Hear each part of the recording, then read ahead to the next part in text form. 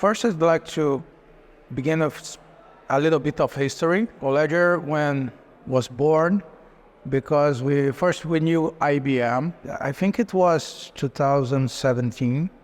The Central Bank of Brazil was beginning to create some efforts to have more reliability inside their platforms, especially for the biggest platforms, payment platforms of Brazil, that's inside Central Bank of Brazil. It was a great opportunity for us in order to have this availability of great projects with a great community, with great quality, and of course, with a great team. We built a strong relationship of trust, not only trust of code, and of course, you have the trust and reliability of the blockchain, but trust among people, among this team right here that help us every day in order for us, from the technical perspective or to the business perspective, to achieve our goals.